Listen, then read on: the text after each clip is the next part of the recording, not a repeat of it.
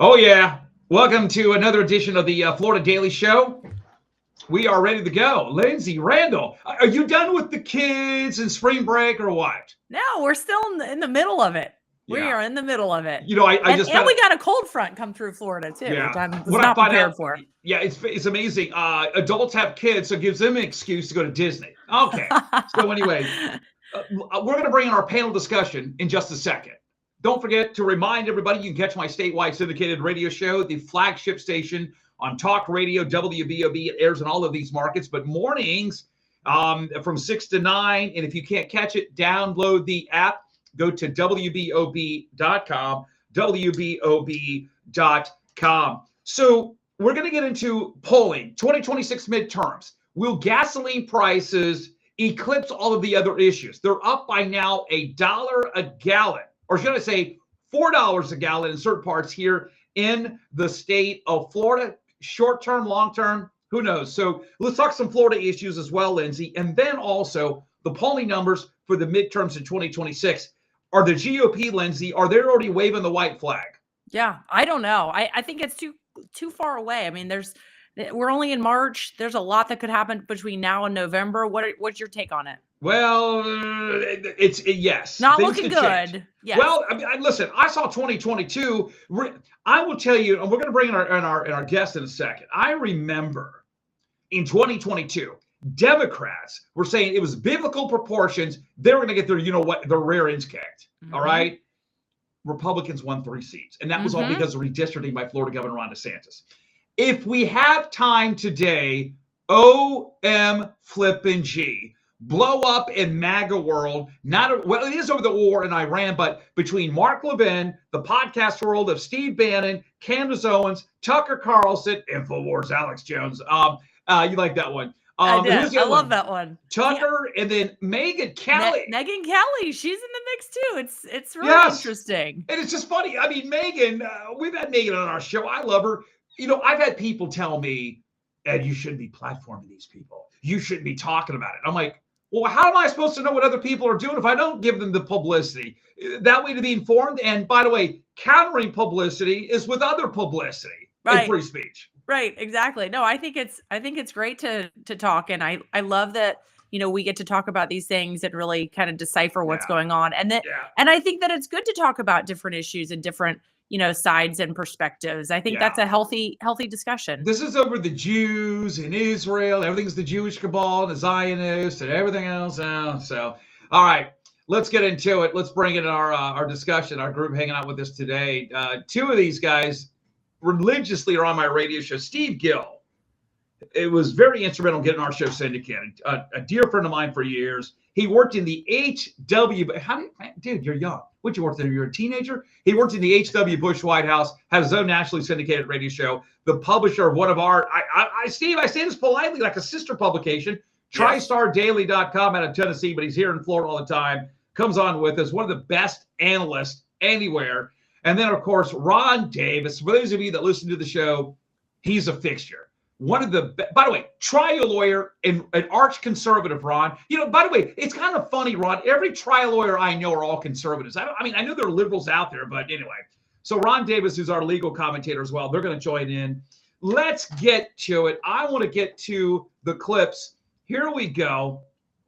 This was Greg Gutfeld from Fox News, The Five, had Kayleigh McEnany on. And I'm going to start with you first here, Steve Gill. Let me play for you the clip. Greg Gutfeld goes, hey, are Republicans, should we just go in and wave the flag? Is it done with the midterms coming up? So here we go. Here's the part where McEnany's like, hey, Republicans can win, just no distractions. Here's the clip. Want to be surprised or blindsided in November. Should we be honest now and say, are we in danger? Yeah, we are. If you look at historical trends, absolutely. The party that's governing wins choices. It tends to be a referendum on that party, and they lose seats. So absolutely, it's an uphill battle, and we have to be frank about that. Elections are not referendums, they are choices. And when you look at the polling when given a choice, Republican, Democrat, this is an NBC poll, Republicans are beating Democrats plus 27 on border security, plus 22 on crime, plus 8 on immigration, and it's even on the economy. So if Republicans can litigate the issues and not the distractions, they end up winning. Ron, let me start with you. What would be a distraction or distractions that could cause the GOP from winning this year in the 2026 midterms? Epstein is one that I can think of. I hate that. Right. And fuel prices. Right now, fuel prices don't come down in a month.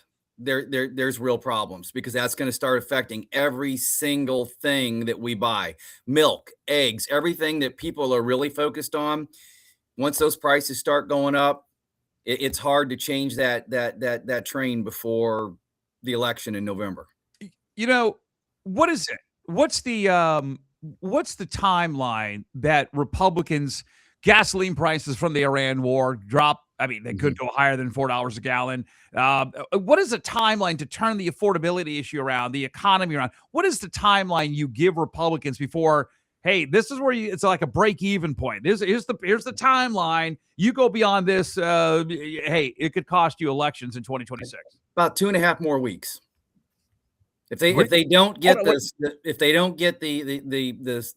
straight issue done over there in Iran, and get oil ships, cargo ships flowing through there, we're going to have problems.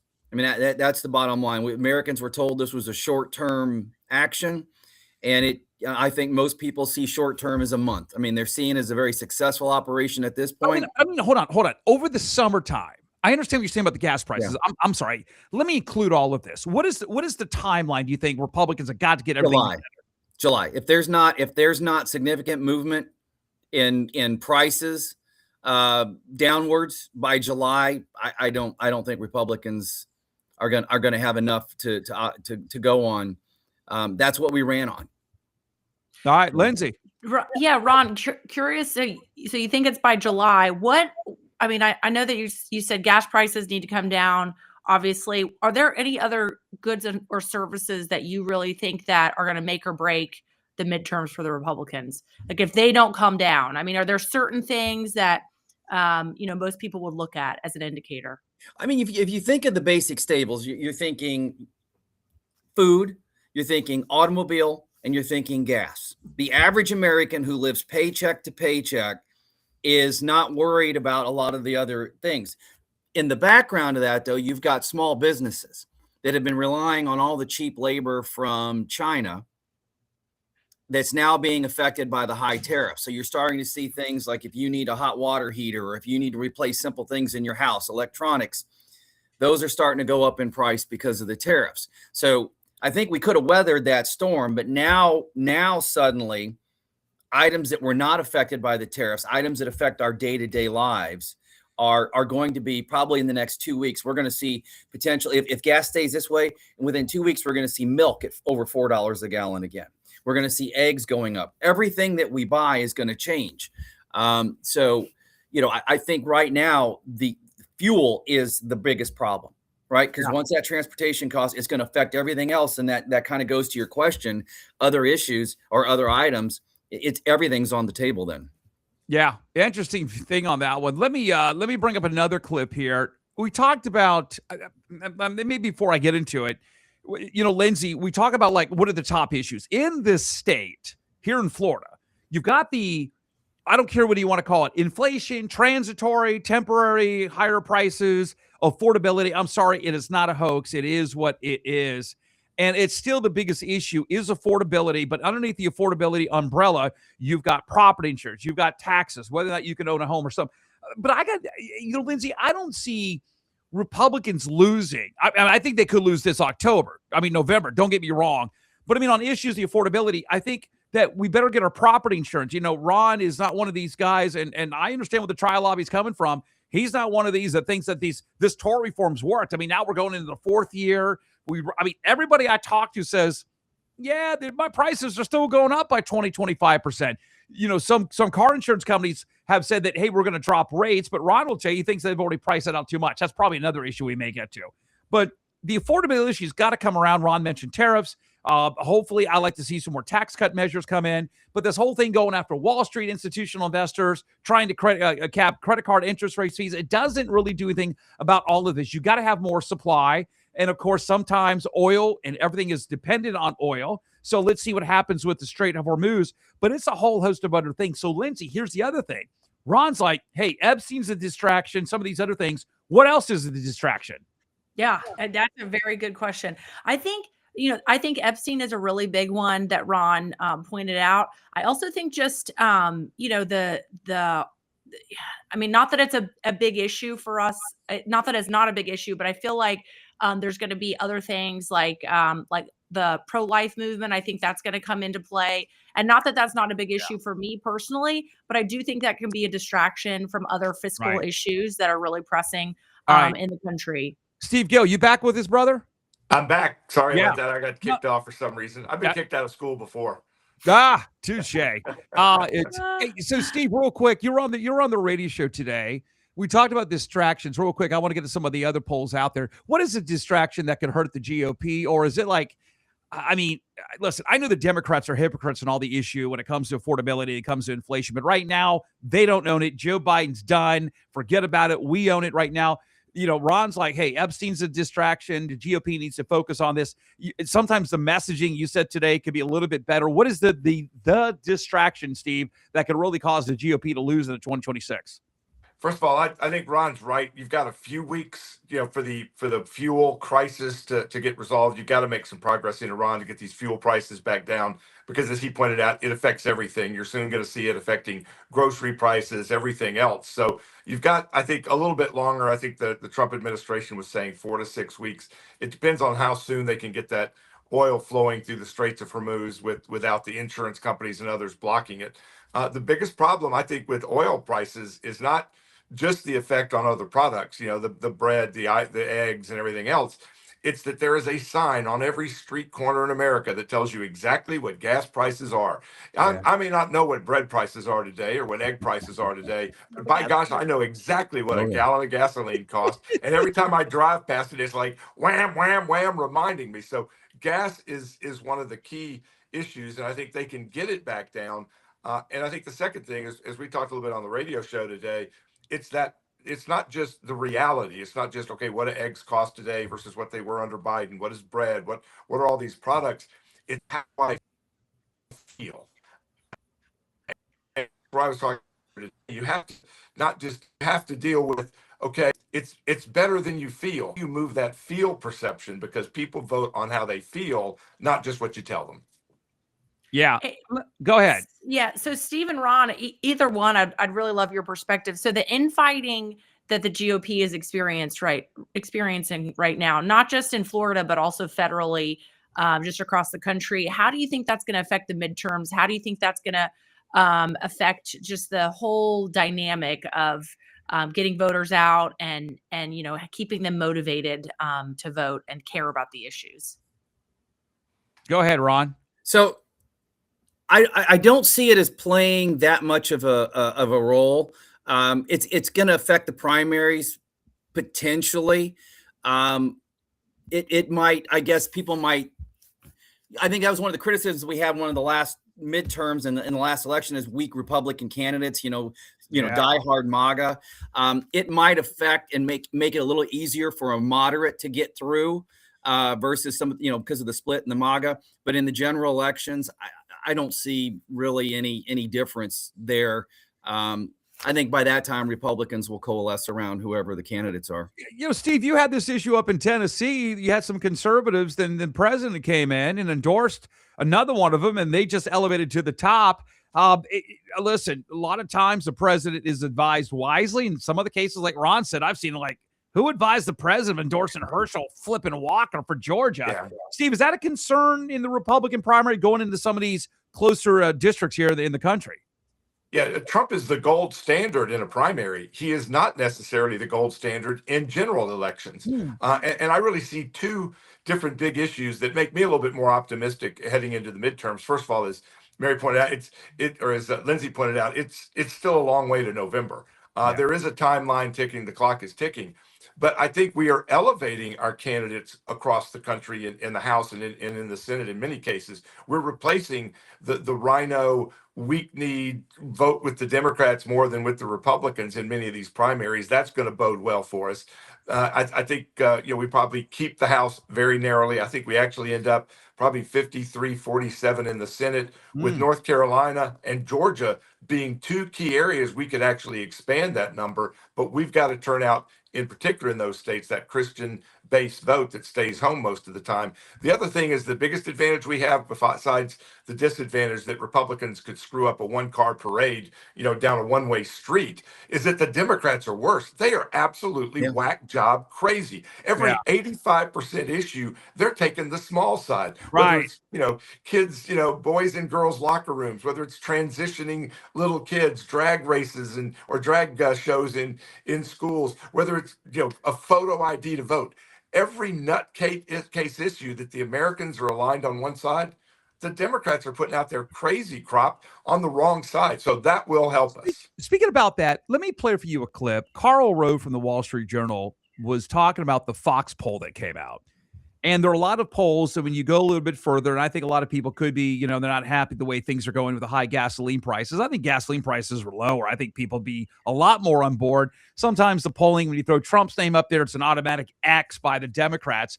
But listen to this clip. I'm going to start with you first here, Steve. Carl Rove talked about 50%, at least now, support what the White House is doing. That's been really elevated by MAGA and conservative Republicans, but the numbers drop among Democrats. Got a kind of interesting question. And around 40% of independents support it. Listen to this clip here. And it shows in all the polling. Virtually every poll shows that the American people are unsupportive of the action that he is taking in Iran. The Fox poll, Fox asks in its poll, do you approve or disapprove of the current U.S. military action against Iran? 50% approve.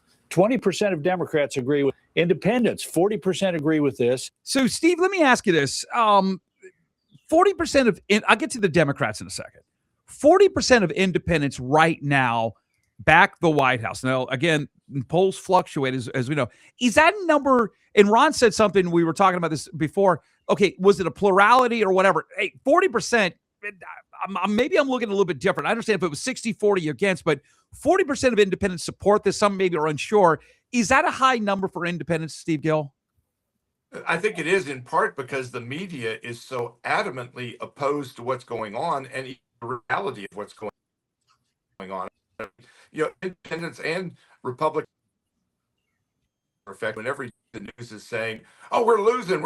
They've blown up every base we have in the Middle East." It's all lies. But that propaganda does affect people's perception, and we've got to do a better job of communicating. Hold on, real quick. I'm going to get the Ron. 20% of Democrats support what's going on. I thought that number seemed to be, it should be higher, I admit. But do you think that's a high number, Steve?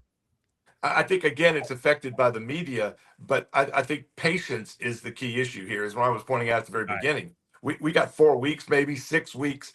We think we're going to just, like we did in Venezuela, a 2-hour war. This is a bigger, more difficult situation, but we are doing amazing work. It's just the American people now have this almost like watching a sitcom. We expect a resolution after 28 minutes with a humorous ending. So Lindsay, you're not only as the co-host of the show, but you also are you're a business owner, but you also run some very successful charter schools. Hundreds of parents are sending their kids to your school, Lindsay. Here's the question. When you have a little just off the cuff conversation, is anybody talking about Iran? Nobody's talking Iran around me, at least. They're talking about, getting their kids, like, where are they going to go to college? We have juniors. So where are they going to go to college? How are they going to put food on the table? A little bit of gas prices, maybe. Well, definitely gas prices, but not Iran at all. I don't think that it's front and center on most Americans. And I'm curious because I know that the news came out this morning that the Trump administration announced a 60-day waiver for a shipping law. Yeah, the Jones Act. So the Jones Act. So I'm just curious, Steve, I'm curious, how do you think that'll affect prices, and do you think that this is going to make a real impact? Because it's 60 days. Do we need to extend that after the 60 days? What do you think is going to happen? Well, first of all, we saw the gas stations kick the prices up, 30, 40, 50, 60 cents. immediately when the bombing started, the gasoline under their stations was already paid for and was there. Yeah, They were literally they're taking paying for moving advantage of the I opportunity.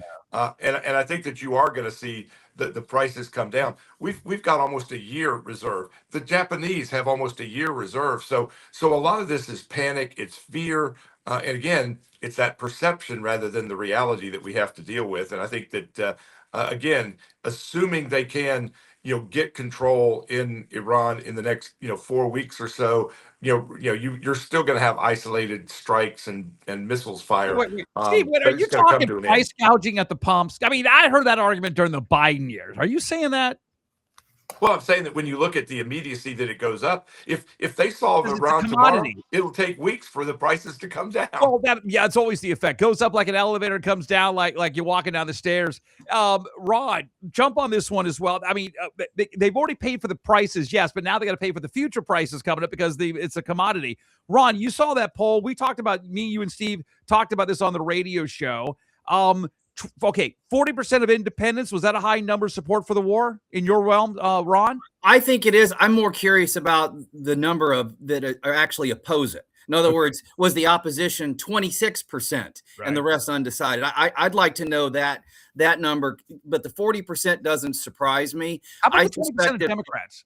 I suspect it's probably 40-40 anyway on that. The Democrats, look, there's a split in the Democratic Party support for Israel. Israel is part of this process. They're part of the what we're doing in Iran. So I think there's always going to be some Democratic support. There's still that residual, non-anti-Semitic portion of the Democratic Party that's going to support Israel. So the 20% doesn't. I know a lot of people thought it should be probably lower. Trump's doing it. Oh my God, 96% of Democrats oppose. I still think there's a lot of Democrats that support Israel. Now, Ron, you kind of, and if I can get to it today, if not, then we'll do it in another show about, the podcast world between Levin and Shapiro and calling out anybody that's opposed to the war, Klansmen, hate mongers, your Jew haters. That's what they've said. I got the clips. Yeah. But Ron, you said something about the Democratic Party. Is there, when you listen to some of the battle on MAGA and you hear this argument, they're doing the bidding of the Trump. He's an errand boy. We heard that from the Alex Jones side. He's an errand boy for Netanyahu and the Jews and everything. I got to tell you something. I'm starting to see a little bit of that number increase in the Republican side. Is there that big of a, I shouldn't say a divide, but I'm saying is the argument about supporting the state of Israel, is it becoming less support more among Republicans now or among Democrats, Ron? I think what they're talking about is military. I mean, I think that even in that group, they support Israel in general. It's just, look at the amount of money that we have spent. And I think that's where they're coming from. The amount of money and resources we have spent in the last year alone supporting Israel in their military actions. And I think that's what that arm is opposed to. I don't think they're becoming anti-Semitic. I think they're just saying, hey, look, Israel needs to take care of their own problems. I disagree with that position, but I think that's where the split is. I don't think it's anti-Semitic. Yeah. So, Ron, do you think it's a spending issue then?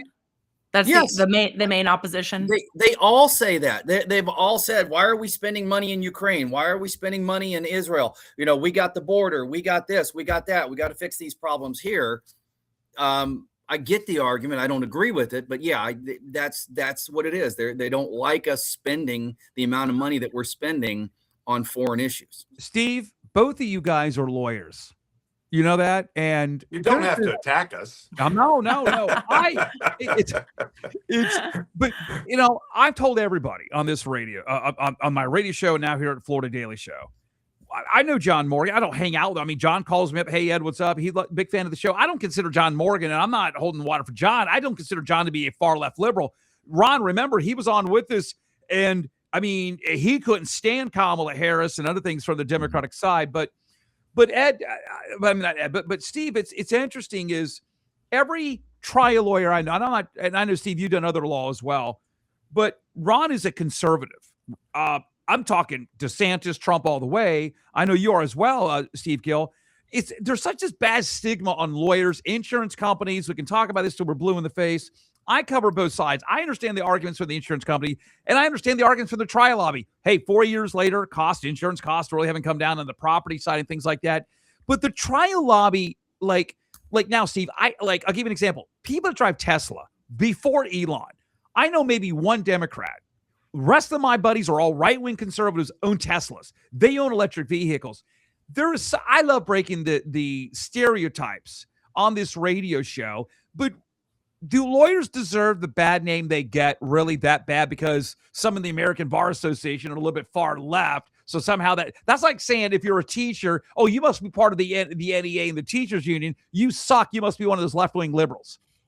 Well, I think a couple of things. One, it's the associations that are far more left than their membership. You can figure you got to join the bar association. You got to be part of this group because it's part of being a lawyer. Right. But those who lead those groups are definitely far left of most of their membership. Same thing with the teachers union. There are a lot of conservative teachers, but if you look at the TEA or the NEA, it is extreme far left because that's what dominates their agenda. I do think, though, that the trial lawyers are, in my view, to a large extent, responsible for our high prescription drug costs, because you may get your approvals, you may get everything scientifically approved, and it may be a safe drug, but 30 years later, you get a lawsuit, and then you had to stack money waiting for that lawsuit to come years and decades after it was approved by the FDA and all the testing was done. And yet you look at other countries, they don't have that trial lawyer burden 30, 40 years after the drug was introduced that you're having to pay for. So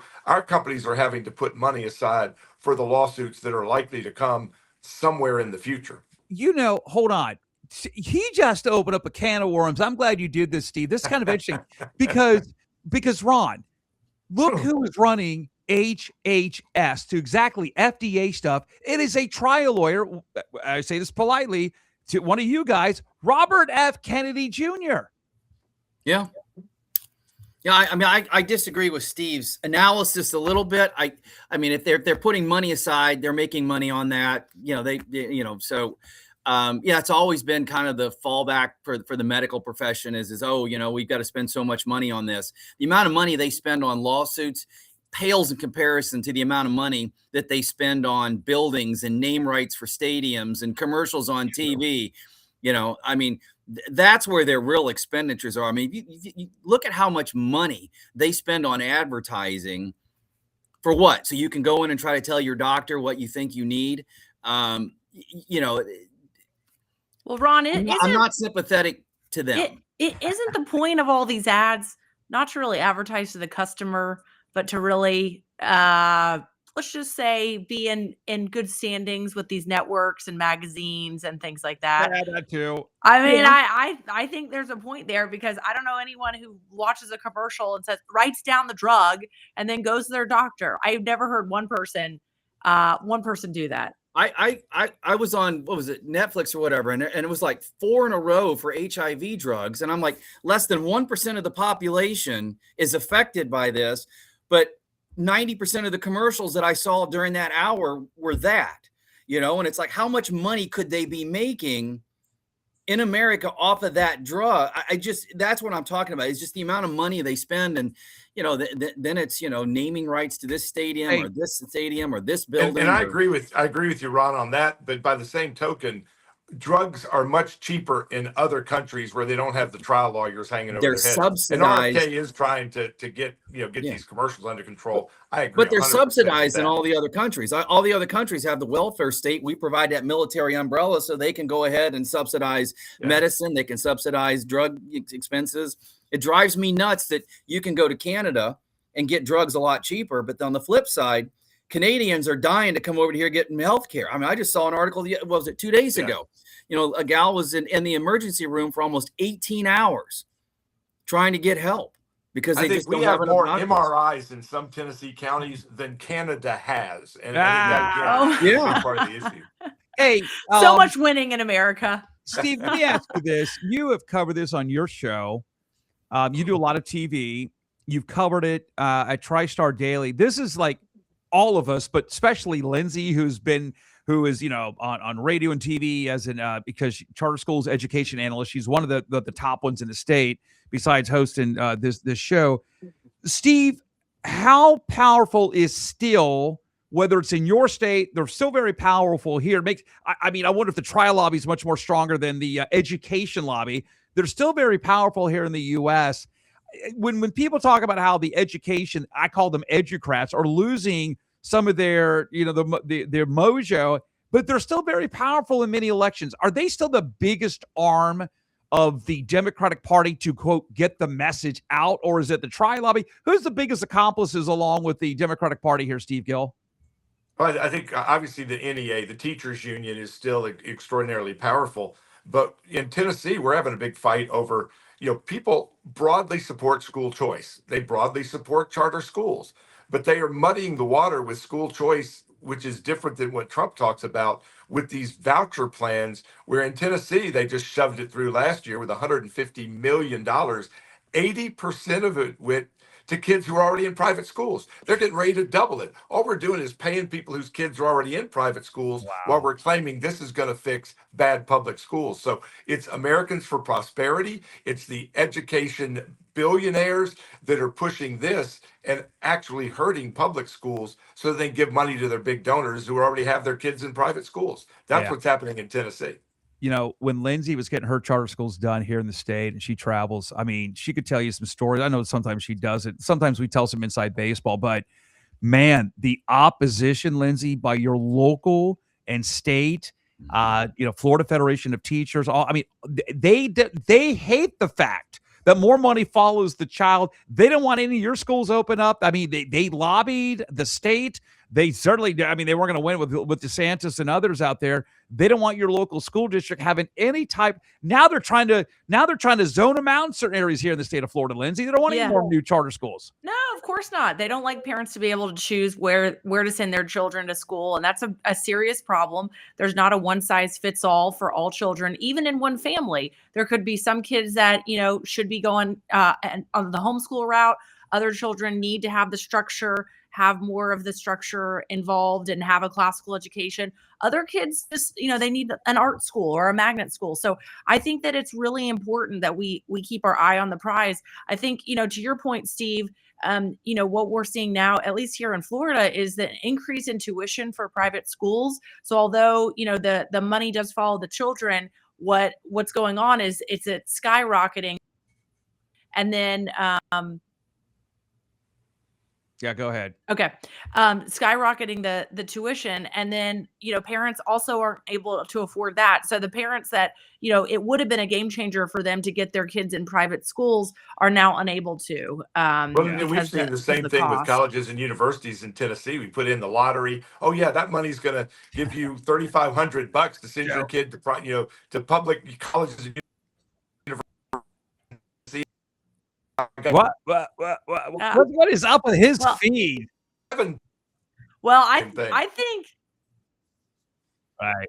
Well, Tennessee needs to take a page out of Florida's playbook, because the tuition. So I went to the University of Florida many, many moons ago. It is still the same tuition rate as it was in 2001. Go Gators! to 2026. So we do a big Gator chomp. Steve, I love you even more now. Oh, there we go. So, all right, by the way, in both my brackets, winning the national championship. I hate it. I'm a Tennessee fan, but I got you guys winning it all. So, all right, good. Steve Gill, Tri-Star Daily, Ron Davis, both of these guys, including Lindsay as well, and catch every day on the radio show, but also here at Florida Daily. Steve Gill, my man, Ron Davis, I'm glad you guys came on today. Thanks for having us. Thank you. All right. Both of these guys you can catch on the radio show, and I joke with the Gators. I'm one of these. I'm gonna love the Gators. Ed. I like the Gators basketball team a lot, and now the new motto is anybody but Miami, right? Yeah, that's true. That's true. So just a lot of stuff going on, and we'll continue to cover this as we always do. All right. Yeah. Ed Dean, don't forget, read all of our stuff at floridadaily.com. And then don't forget the radio show. You catch 6 to 9. Download the app. It's free. I know Lindsay's on with us as well, almost every other day. Go to WBOB.com, and we'll see you next time. Florida Daily Show right here on floridadaily.com.